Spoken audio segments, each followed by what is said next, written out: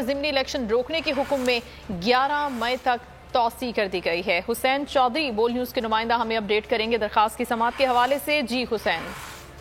जी देखिए, ये इमरान खान की जानिब से दरखास्त वापस लेने की मुतफरिक दरखास्त पर समाअत हुई है। तोशा खाना केस में इलेक्शन कमीशन ने इमरान खान को नायल किया था और डी सीट किया गया था। उसके खिलाफ इमरान खान ने इस्लामाबाद हाई कोर्ट से रजू किया था। केस यहाँ पर चल रहा था, लेकिन ऐसी ही दरखास्त एक लाहौर हाई कोर्ट में भी इमरान खान ने दायर की थी, जिस पर लाहौर हाई कोर्ट का फुल बेंच जो है वो 19 मई को समाअत करेगा। तो ये वाली इस्लामाबाद हाई कोर्ट में दायर दरखास्त वापस लेने की दरखास्त पर समाअत हुई है। चीफ जस्टिस ने कहा कि आपका लाहौर में केस कब है, जिस पर अली जफर जो कि वकील थे उन्होंने बताया कि 19 मई को केस है, लिहाजा हमें कुछ वक्त दिया जाए। उसके बाद जो इलेक्शन कमीशन के वकील थे उन्होंने भी आज इल्तवा की दरखास्त दायर की थी, जिसे अदालत ने मंजूर करते हुए केस की समाअत 11 मई तक मुलतवी की है और इलेक्शन कमीशन को जो ज़िमनी इलेक्शन है मियांवाली की नशिस्त पर वो रोकने के हुक्म में 11 मई तक तौसी कर दी है। 11 मई तक तौसी की गई है इस केस में। बहुत शुक्रिया हुसैन, अपडेट कर रहे थे आप।